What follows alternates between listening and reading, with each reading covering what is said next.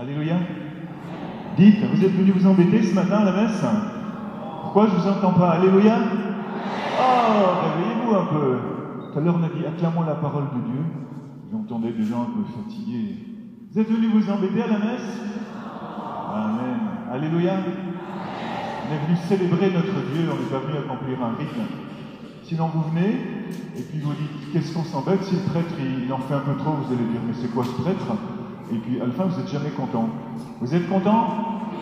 Alléluia. Amen. Merci Seigneur. Merci. Bon, il faut bien que je vous engueule un petit peu, parce que nous, quand même, aujourd'hui, dans les lectures d'aujourd'hui, les prêtres, on en prend plein la tête. Hein, vous avez entendu? Il faut bien que ce soit un petit peu vous aussi. Pourquoi est-ce que l'Église, elle prend le risque comme ça de parler de ses prêtres? Je suis un grand roi, dit le Seigneur de l'univers, et mon nom inspire la crainte parmi les nations. Maintenant, prêtres, à vous cet avertissement. Si vous n'écoutez pas, si vous ne prenez pas à cœur de glorifier mon nom, j'enverrai sur vous la malédiction. Gloups. Je maudirai les bénédictions que vous prononcerez. Gloups. Vous vous êtes écartés de la route, vous avez fait de la loi une occasion de chute pour la multitude, vous avez détruit mon alliance avec mon serviteur Lévi. Vous avez entendu la première lecture? Moi, j'étais un petit peu comme ça quand même sur mon siège. Hein. Pas si confortable que ça, ce siège là-bas. Hein. Vous voulez l'essayer une fois? Venez voir. À mon tour, je vous ai méprisé. Oups, abaissé devant tout le peuple. Bon, j'arrête. Hein. C'est un peu lourdingue. Bon, pour me réconforter, je vais aller à l'Évangile, où on nous dit, Jésus s'adressa aux foules et à ses disciples, et il déclara, les scribes et les pharisiens enseignent dans la chair de Moïse, tout ce qu'ils peuvent vous dire, faites-le et observez-le, mais n'agissez pas devant leurs actes, car ils disent et ne font pas. Ben, c'est ma fête aujourd'hui, merci Seigneur. Et je me dis, pourquoi est-ce que l'Église, elle prend ce risque de produire ces textes, alors qu'elle aurait plutôt tant besoin de rehausser le blason du sacerdoce? Ben justement parce qu'elle veut le faire. Justement parce qu'elle veut le faire. C'est comme ça qu'elle interpelle ses prêtres, qu'elle interpelle la structure de l'Église pour rappeler à chacun d'entre nous quelle est la dignité du sacerdoce. D'ailleurs, c'est intéressant parce qu'on voit que le prêtre, le pape, si vous voulez, les évêques, le magistère de l'Église, dans ce qu'ils font au niveau de l'enseignement, ce qu'ils font au niveau de la liturgie et dans ce qu'ils font au niveau du leadership de l'Église, sont de toute façon, dans l'exercice de leurs fonctions, saints. Dans l'exercice de leurs fonctions, ils sont saints. Vous savez, l'histoire de l'Église, elle n'a pas toujours été très reluisante. Entre parenthèses, sachez que même lorsqu'elle n'a pas été très reluisante, il y a toujours eu de la sainteté dans l'Église. Toujours. Toujours. Allez, c'est pas le sujet d'aujourd'hui, mais lorsque des gens quelque part ont dérapé, il y en a toujours eu de l'autre côté pour tenir bon. Et ça, c'est magnifique. Sachez que même lorsqu'il y a eu des antipapes dans l'Église, jamais les antipapes n'ont pu prononcer une doctrine contraire à l'Église. Jamais. Relisez l'histoire de l'Église, étudiez l'histoire de l'Église. Pourquoi? Parce que dans leur fonction, la structure de l'Église, dans sa fonction, est protégée. Dans sa dimension sanctifiante, dans sa dimension liturgique et dans ses dimensions de leadership. Dieu ne permet pas qu'elle se trompe lorsqu'il s'agit d'enseigner la vérité. Et là, on nous rappelle à cette sainteté du sacerdoce, à cet exercice saint du sacerdoce, qui est fondé sur quelque chose qui est extrêmement puissant. Il nous est dit dans la parole, vous avez abandonné, vous avez détruit. L'alliance de Lévi, elle vient d'un sacrifice qui était ce sacrifice saint qui a été fait par Moïse. C'est historique, mais c'est une histoire sainte fondée sur les plaies d'Égypte, fondée sur la libération d'Israël, fondée sur le passage de la mer Rouge. C'est quelque chose d'historique, c'est quelque chose qui a coûté à ce peuple 40 ans dans le désert, c'est quelque chose qui a coûté un sacerdoce difficile pour Aaron, un leadership compliqué pour Moïse. Et c'est enraciné dans une profonde tradition, c'est enraciné ontologiquement. Parfois, ça m'est arrivé il y a 15 jours, j'ai pensé à ce que c'était mon sacerdoce, et je me suis dit, mais je comprends pourquoi le démon essaye tellement de nous attaquer.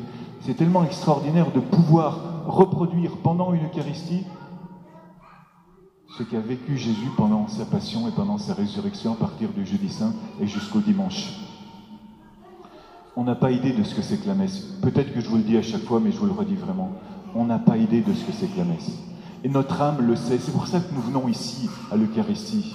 C'est pour ça que nous vainquons nos résistances, que nous affrontons notre fatigue, que nous n'écoutons pas les raisonnements contraires, parce que notre âme sait ce qu'elle vient chercher ici. Peut-être que notre tête ne le sait pas, mais notre âme le sait. Et c'est notre âme qui nous attire ici. François d'Assise dit que la terre tout entière tremble, que les cieux soient ébranlés lorsque le prêtre tient dans ses mains cette petite hostie de pain. Et François avait tellement de révérence pour les prêtres pécheurs. Il disait, si je vois un prêtre pécheur et si je vois un saint, je vais me précipiter vers le prêtre pécheur et je vais m'agenouiller devant lui parce que c'est lui qui me donne le corps et le sang du Christ. Même s'il a une humanité ravagée, même s'il a une humanité pécheresse, la puissance de Dieu est tellement forte dans l'exercice de ses fonctions du prêtre, du sacerdoce, qu'il vous donne toujours cette grâce sanctifiante. Et il nous donne toujours le vrai corps et le vrai sang de Christ. Alléluia. Et ça, c'est une merveille de notre Dieu. C'est une merveille de notre Dieu. Mais en dehors de ça, n'adulez pas vos prêtres, parce qu'ils sont extrêmement pécheurs. Au contraire, priez pour eux. Aidez-les par vos prières. Vous savez, moi j'ai souvent été aidé par des gens qui venaient m'apporter la contradiction. Alors vu que je suis un peu orgueilleux, j'aime pas ça, quand on m'apporte la contradiction. Et après, en y réfléchissant, j'ai toujours été aidé par ces gens qui m'ont dit, mais dans la liturgie, il y a écrit ça, ça et ça. Et puis petit à petit, j'ai réajusté ma fonction ma façon de célébrer la messe. Et ça m'a aidé. Et aujourd'hui, je rends grâce à tous ceux qui m'ont apporté la contradiction. Venez pas trop me casser les pieds, parce que vous allez en prendre plein la tête, vous aussi.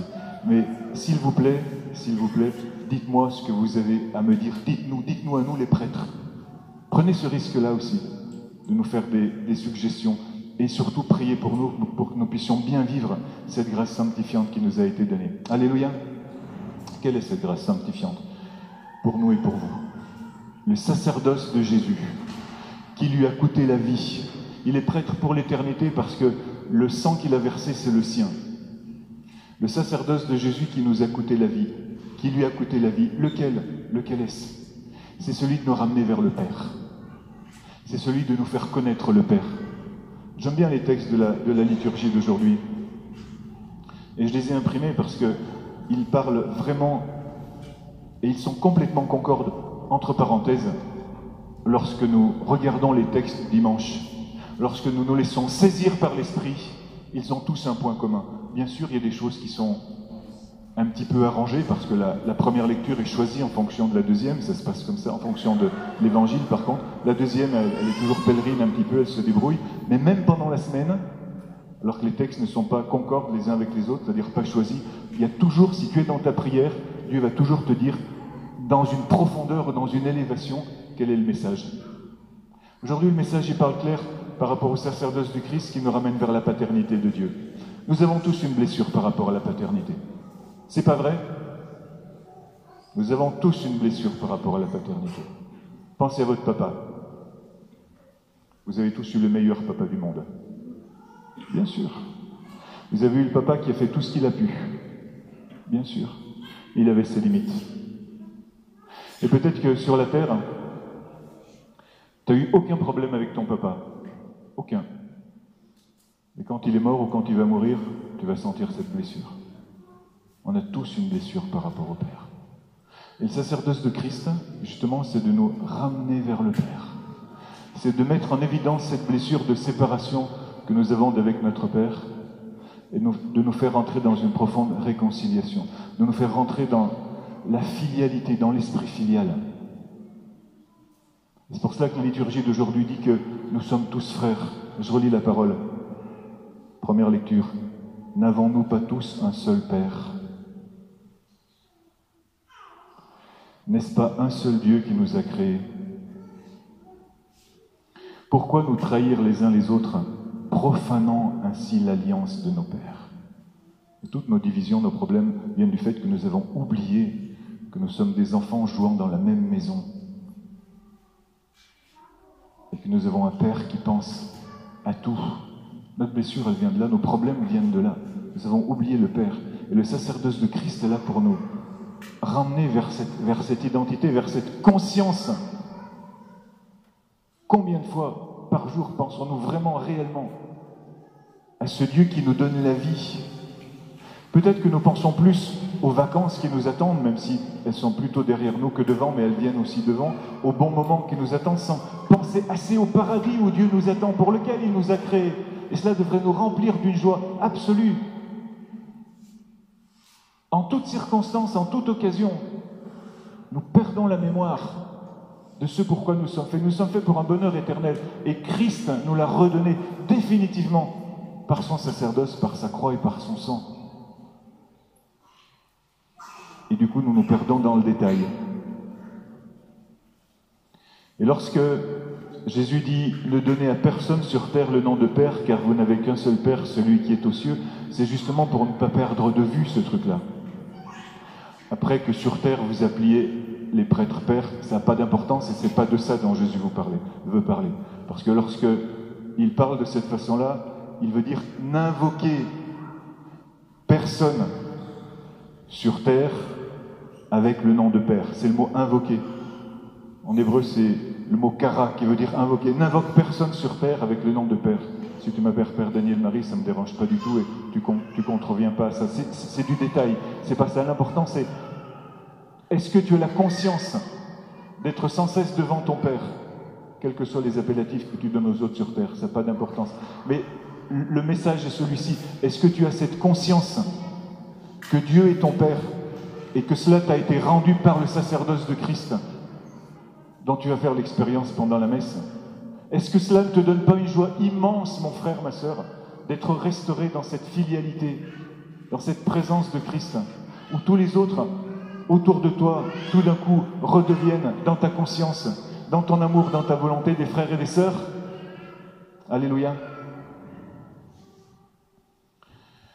Alors pour cela, Dieu nous a donné sa parole, cette parole qui est dénoncée chez les scribes et les pharisiens, donc qui sont avec les lévites, tous ceux qui ont le pouvoir religieux, ceux-là même qui vont crucifier Jésus, parce qu'ils disent et ne font pas. Qu'est-ce qui s'est passé? Ils ont perdu la parole. Ils ont perdu le dabar. Le dabar, c'est la parole créatrice de Dieu. Au commencement était le Verbe. Au commencement, Dieu créa le ciel et la terre. Dieu dit que la lumière soit et la lumière fut. Pourquoi? Parce que cette parole est prononcée avec amour. Si tu es dans cet amour, toutes tes paroles deviennent des paroles d'amour. Et tu comprends ce que dit saint Augustin. Aime et fais ce que tu veux. Parce que quand tu aimes, même quand tu parles, quand tu dis des paroles, ce sont des paroles d'amour, des paroles créatrices, des paroles qui restaurent, des paroles qui donnent vie, des paroles qui encouragent, des paroles qui soulignent le bon, des paroles qui entraînent tes frères et tes sœurs vers le Père. Aime et dis des paroles créatrices. Eux, ils disent des paroles destructrices. Parce que non seulement cette parole est vaine, c'est-à-dire qu'elle est vide, qu'elle est vanité, comme il est dit dans le tohu-bohu du début de la Genèse. Le monde était tohu et bohu avant que Dieu, qui avait déjà créé tout cela, parce qu'il crée par ses anges la matière, mais ensuite il va lui donner du sens, en donnant une âme, en mettant une partie de lui-même dans l'homme, en vue de l'homme, en vue d'une communion parfaite avec l'homme pour que toute la création soit organisée. Et cette parole va ordonner, cette parole va donner sens. Et si ce n'est pas cela, non seulement il y a la vanité, mais il y a la destruction, parce qu'il lie des fardeaux sur les épaules des gens. Et cette parole, parfois, elle a été tellement lourde. Elle est dénoncée par saint Paul. Toute cette loi de l'Ancien Testament qui te dit « il faut, il ne faut pas, il faut, il ne faut pas ». Et bien souvent, nous avons été formatés par le démon, dans nos propres églises, par ces paroles-là « il faut et il ne faut pas ». Mais la foi, l'amour que Jésus est venu nous porter, ça n'a rien à voir avec ça. Ce n'est pas « il faut et il ne faut pas ». C'est « tu as un Père qui t'aime et tu es restauré dans cette liberté et tu comprends toi-même ce qu'il faut et ce qu'il ne faut pas. Parce que ça t'est donné par cette loi d'amour que tu redécouvres dans ton cœur. Tu sais pourquoi tu es aimé, tu sais par qui tu es aimé. Et cette loi naturelle, elle rejaillit dans ton cœur. Tu la sens, elle existe, elle est déjà en toi. Elle s'exprime par toi. Alléluia. Alors on n'a pas besoin de catalogue de « il faut et il ne faut pas ». quand on est des fils et des filles de Dieu, on comprend très bien qui on doit aimer. On comprend très bien qu'on doit aimer notre Père. C'est naturel. On comprend très bien qu'on a un Père merveilleux qui nous aime et qui le fait à travers la médiation d'une mère qui s'appelle Marie et à travers la médiation de frères et de sœurs merveilleux et merveilleuses qui sont autour de nous, parfois si difficiles à supporter, mais simplement parce qu'ils expriment la complémentarité de Dieu. Alléluia. Dieu nous redonne cette grâce d'avoir à l'intérieur de nous cet amour. C'est ce qu'il a fait dans son sacerdoce, lorsque nous dirons tout à l'heure, il est descendu aux enfers. Il est descendu aux enfers. Pas à l'enfer. À l'enfer, c'est le libre choix du démon qui s'est créé son monde et qui reste là parce qu'il a refusé Dieu définitivement. Lorsque nous disons dans le credo, il est descendu aux enfers, les enfers, c'est ce lieu de la non-connaissance de Jésus-Christ.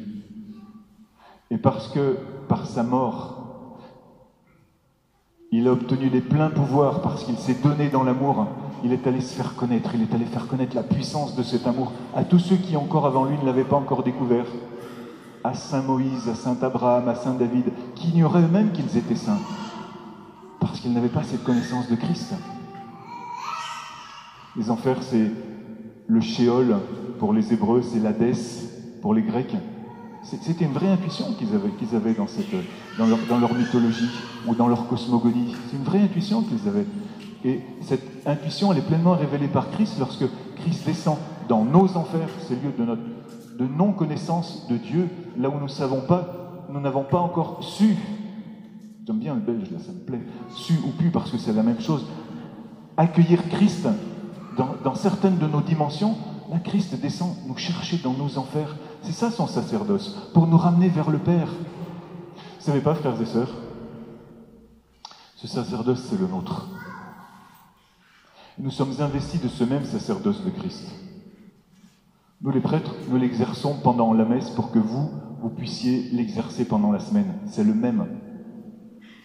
Votre sacerdoce, votre mission par le sacrifice de Christ, dans lequel, frères et sœurs, vous devez être enracinés à chaque instant, à chaque moment, dans cette identité, dans cette conscience d'être des fils et des filles de Dieu. Rappelez-le à vos amis, rappelez-le à vos copains, sinon c'est non-assistance à personne en danger.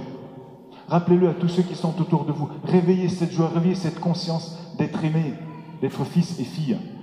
Allez les chercher dans leurs enfers. Allez les chercher dans ces lieux de non-connaissance de Dieu.